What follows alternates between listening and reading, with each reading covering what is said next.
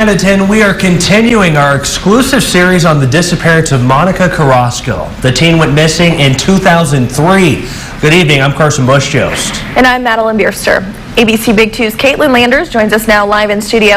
And Caitlin, you have part 2 of our exclusive series, Without a Trace, the story of Monica Carrasco. Madeline, Carson, I have more on what happened the day before Monica went missing and details about the bizarre conversations they say happened. Monica Carrasco's mother and brother say the family tried to help her battle anorexia, hypoglycemia, and depression, the latter of which she went to a psychiatrist for.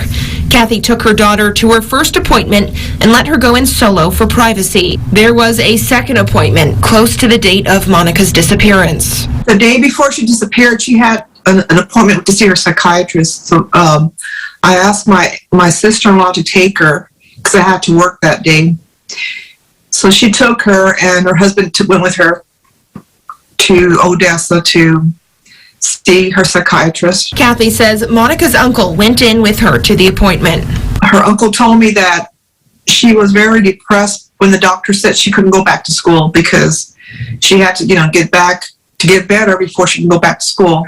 Kathy said she wanted to see her daughter before she was supposed to go to Bible study at their church that night.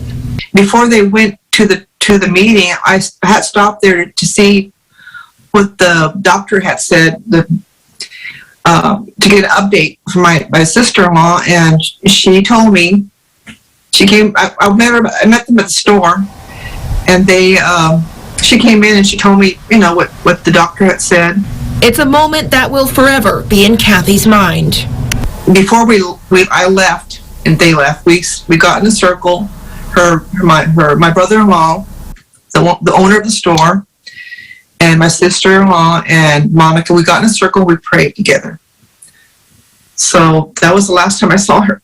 And before we departed, I gave her a hug, and she gave me a hug, and I told her I loved her, and she told me she loved me too. Juan says that same evening, around 8 p.m., Monica called him and they talked for a while when she started saying some odd things. So how come you didn't tell me I was Jesus? I'm like,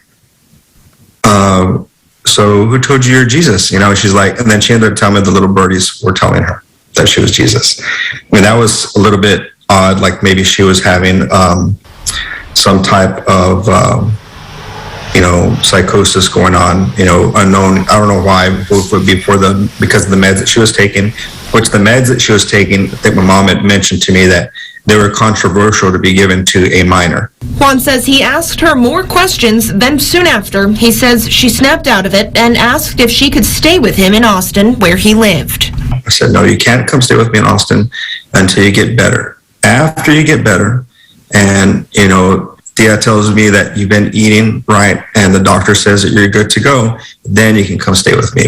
Kathy and Juan say they weren't there the night of Monica's disappearance, but that their relatives told them the last time they saw her. What was told to me is that that night, everybody had gone to bed except for the twins and Monica, and that they were up playing video games. Because they said Vala and Abel had gone to bed, and that they had seen them playing video games, and that was about 11 o'clock or whatever.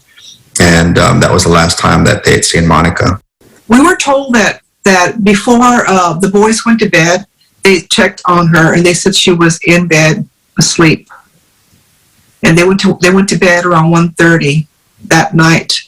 This is the last time anybody has reported seeing Monica Carrasco. I guess my aunt was making breakfast in the morning and stuff, and didn't think anything much of it. I guess I'd gone to go check on her, but she wasn't there.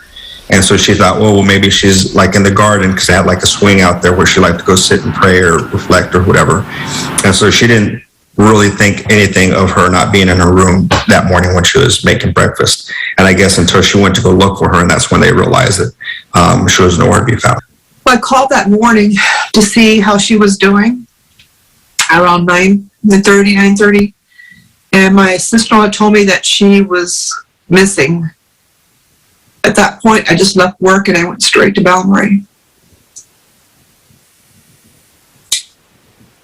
when I got there was people all over the place. Kathy says there were police officers, sheriff's deputies, and Border Patrol agents who were on a desperate search to find the 16-year-old. In part 3 of our series, we have more on the search for Monica Carrasco, what went wrong in the investigation, and what the Carrasco family is asking for from the community. Join me tomorrow night at 10. Be sure to tune in to ABC Big 2 News at 10 for the last part of the series. Caitlin Landers, ABC Big 2 News. All right, thank you for that, Caitlin. And if you missed part 1 of the series, don't worry, you can watch it right now on yourbasin.com.